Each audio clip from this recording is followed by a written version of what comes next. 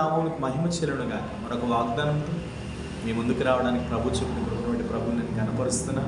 ఈవేళ ప్రభు మనకి ఇస్తున్నటువంటి వాగ్దానం కీర్తనల గ్రంథం 66వ కీర్తన 20వ వాక్యాన్ని ప్రభు మీకు వాగ్దానానికి ఇస్తున్నాను. దేవుడు నా ప్రార్థనను త్రోసివేయలేదు, నా యొద్ద నుండి తన కృపను తొలగింపలేదు, ఆయన సన్నుతింపబడునుగా. హల్లెలూయా. నిజమే కదా, దేవుడు ఎంత ఘనమైన వాడు. మీరు అందరూ ప్రార్థన చేస్తున్నారు. మీలో కొంతమందికి ప్రార్థన వచ్చు, మరి కొంతమందికి ప్రార్థనలు రాదు. మీరు ఎప్పుడో ఒక విషయాన్ని గుర్తుపెట్టుకోండి, మీ ప్రేయర్ లైఫ్ మాత్రం చాలా జాగ్రత్తగా కాపాడుకోండి. ఒక క్రైస్తవుని ఊపిరి, ఒక క్రైస్తవుని ఆలోచన, ఒక క్రైస్తవుని యొక్క ఘనత ఏదైనా ఉన్నది అంటే అది ప్రార్థన జీవితం. ప్రార్థనా జీవితం లేని క్రైస్తవుడు తన క్రైస్తవ బ్రతుకును, క్రీస్తు వలె ఉన్న తన పోలికను, క్రీస్తు వలె ఉన్న తన జీవితాన్ని కొనసాగించలేడు. ఎప్పుడు కూడా మన జీవితంలో ఒక బలమైన ప్రేయర్ లైఫ్ అంటూ మనకు ఉండాలండి. దేవునికి స్తోత్రం. ఎందుకోనంటే ప్రార్థనను మనం చేస్తూ ఉంటే దేవుడు మన ప్రార్థనలు ఎన్నడూ త్రోసివేయడు. ప్రార్థనలో నుండి వచ్చేదే దేవుని కృప. హల్లెలూయా. ఆ కృపను దేవుడు ఎన్నడూ మన యొద్ద నుండి తొలగించడు. అందుకని మీరు ఎప్పుడు గుర్తుపెట్టుకోవాలి, ఉదయకాల ప్రార్థన, సాయంత్రం వేళ ప్రార్థన మీరు ఎప్పుడు చేస్తూ ఉండాలి. నిత్యం ప్రేయర్ చేయాలి, నిత్యం దేవుని సన్నిధిలో గడపాలి, నిత్యం మీ బ్రతుకులను, మీ భవిష్యత్తులను, మీ జీవితాలను దేవునికి అప్పగించుకుంటూ ఉండాలి.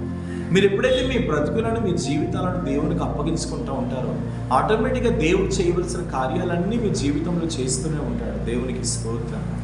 ఈవేళ అందుకనే దేవుడు నీతో అంటున్నాడు, నువ్వు చేస్తున్న ప్రార్థన నేను వింటున్నాను. మీలో కొంతమంది వేదన పడుతున్నారు, దేవా నా ప్రార్థనను వింటం లేదా, నువ్వు నా ప్రార్థన వింటే నా బ్రతుకు ఎందుకు ఇలా ఉంటుంది, నువ్వు నా ప్రార్థన వింటే నా జీవితం ఎందుకు ఇలా ఉంటుంది, నువ్వు నా ప్రార్థన వింటే నా భవిష్యత్తు ఎందుకు ఇలా ఉంటుందని దేవుడు చాలామంది క్వశ్చన్ చేస్తున్నారు.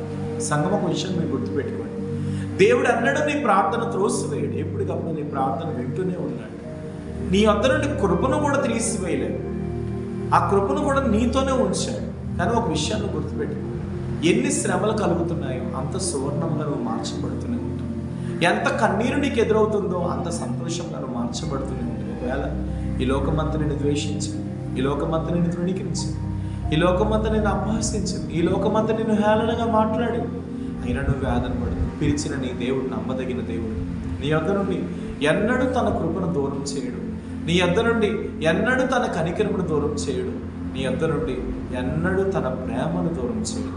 వాడు ధైర్యం తెచ్చుకో, నిబ్రం కలిగి ఉండు. కృపను దూరం చేయని దేవుడు నువ్వు కలిగి ఉన్నావు, ప్రార్థన ఆలకించేవాడని నువ్వు కలిగి ఉన్నావు, నీ జీవితంలో ఉన్నతమైనటువంటి కార్యం చేసే దేవుడు నువ్వు కలిగి ఉన్నావు. ఏ భక్తునికి కూడా దేవుడు ఎన్నడూ కూడా కృపను దూరం చేయలేదు, నీకు కూడా దూరం చేయడు. ధైర్యం తెచ్చుకో. ప్రేమ నమ్మకం కలిగిన తండ్రి, ఎంతమంది ఈ వాగ్దానం చూస్తున్నారు వారి జీవితంలో మీ కృపను ఎన్నడూ వారి జీవితంలో దూరం చేయలేదు. వారి జీవితంలో నీ కృప బహు బలముగా ఉండను కాక, వారి జీవితంలో నీ కృప బహు బలముగా ఉండను కాక, వారి బ్రతుకుల్లో నీ కృప బహు బలముగా ఉండను కాక. చేయవలసిన అద్భుతాలన్నీ మీరు జరిగించండి, జరగవలసిన అద్భుతాలన్నీ మీరు చేయండి. వారి బ్రతుకుల్లో, వారి భవిష్యత్తులో ప్రభా ఏదైతే ప్రభావ జరగాలో అవన్నీ యేసు నామంలో ఒక ఉన్నతమైనటువంటి ప్రణాళిక చొప్పున నెరవేర్పులోనికి వచ్చును కాక. కనికరం చేత నింపండి, ఆశీర్వదించండి. వెలుచున్న మార్గంలో, అనారోగ్య సమస్యల్లో, భయంకరమైన దుర్దినాల్లో వారికి మీరు తోడుగా ఉండమని ప్రార్థిస్తాం. యేసు నామం నీ ప్రార్థన అడుగుచున్నాం. God bless you. నిశ్చయంగా ప్రభు కృప మీకు తోడుగా ఉంది. ధైర్యం తెచ్చుకోండి. దేవుడు నమ్మదగిన వాడు. అవసరం ఉంటే కాంటాక్ట్ చేయండి. ఖచ్చితంగా మీకు ప్రార్థన చేస్తాం. ప్రైజ్.